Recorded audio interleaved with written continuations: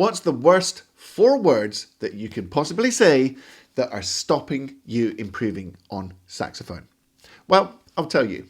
I already know that. I already know that. So when you're watching all my videos and I'm teaching this, that, and the next thing, if you're saying in your head, oh, I already know that, you are doing yourself a massive disservice. And here's why. Most of the people that I hear, the thing that's holding them back the most is the most basic stuff. So how does this manifest with the average player? Okay, let's start with some basic stuff like breathing. I've said this once and I'll say it again. I don't think anyone has ever walked through the door of this Get Your Sax Together studio who is breathing with enough power, enough force, enough volume, enough relaxation. So there you go. The first thing is breathing. If you're saying, I already know that. If you see a video on breathing, you say, I already know that. I know how to breathe. Obviously, everybody knows how to get breath into their lungs to stay alive. But that doesn't mean that you know how to get the most out of your saxophone tone and your breathing.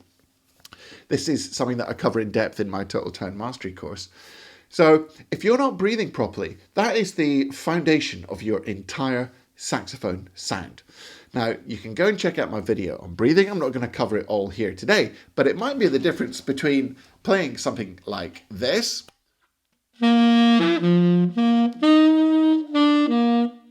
and something like this.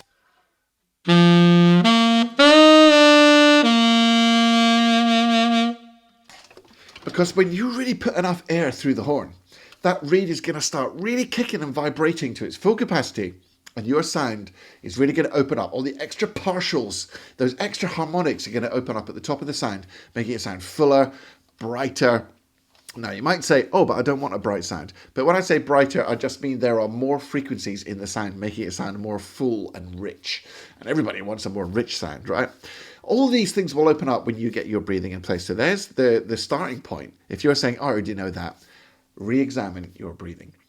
The second thing that you might want to re-examine is your embouchure. So when I say, oh, you want to play with a nice relaxed embouchure and make sure you're not biting on the reed, and you might say, I already know that. I'm already doing that. There's another 4 words which are the same equivalent. I'm already doing that. Are you though? Are you? I wonder. Because many people come to lessons with me on Zoom or here in person at the studio and they say, yeah, I'm already playing with a relaxed embouchure. And then we look into it and actually they're not at all. There's so much more space for relaxation and letting the reed vibrate. So you might be playing like this. And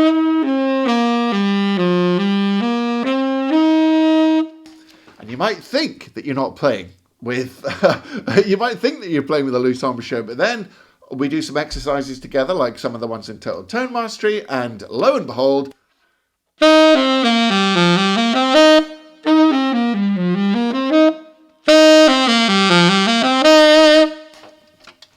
you will be amazed what can happen when you really take that quantum leap, when you jump off the cliff of understanding and you open your mind to a whole new world and you're not saying, oh, I already know that. So there's the second thing. Just before we go on, if you want to improve your saxophone playing across the board, make sure you check out my free Saxophone Success Masterclass.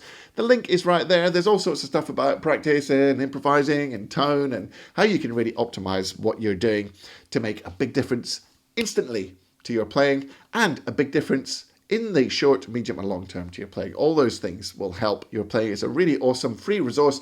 Just fill in your email. It's all yours. It's free. So go check out the Saxophone Success Masterclass and let's get back to today's lesson. The third thing I want to cover is about your articulation, and this is a massive one. So when I say to people, okay, you want to use your tongue like this and get out, and I describe articulation exactly like I do in my course, Phrase Like a Pro, where I break down articulation in detail. Most people say, oh, I already know that. I already know that. That's what I'm doing. Then I delve a bit deeper and the truth emerges and people are humping and rumping their tongues all over the place. Sounds like they're trying to articulate with a washcloth in their mouth. Some people aren't even articulating at all. Even people who say, yeah, I'm doing that. Other people are anchor tonguing, which isn't, the worst thing, but it's good to know that you're doing that.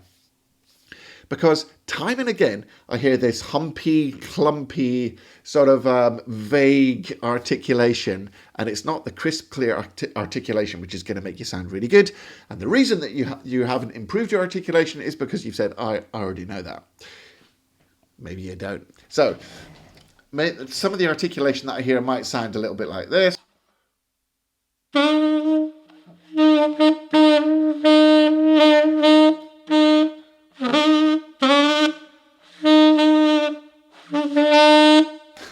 That kind of thing. I can't even really do it. I can't replicate it. But what you want to be doing is that crisp, nice, crispy, clear, clean articulation.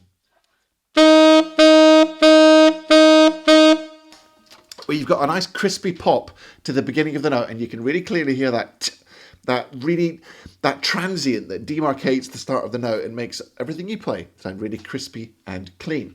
So that's the third thing, the articulation. Are you really doing it properly?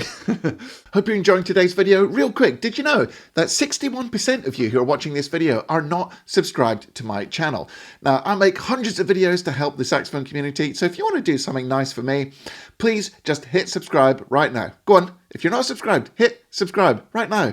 Do it. That's one easy thing that you can do to really help me out and help me take this message to more and more sax players and make the world a better place. Okay, back with the video. Okay, then finally, what I say about how to play with really good technique, so your body and hand position and all that kind of stuff. People say, yeah, I already know that, fingers close to the keys, blah, blah, blah, blah. And then you look at them play, and it's some variation of a beaver paw, London Bridge, not London Bridge, Tower Bridge. Wow, that's coming from somebody who used to live in London. Tower Bridge, beaver paw, you know, flapping fingers, tension in the shoulders, fingers, you know, which aren't in the right position. All this basic technique stuff you find that people are doing, and they're the same people who have said, oh yeah, I already know that, but they're not doing it.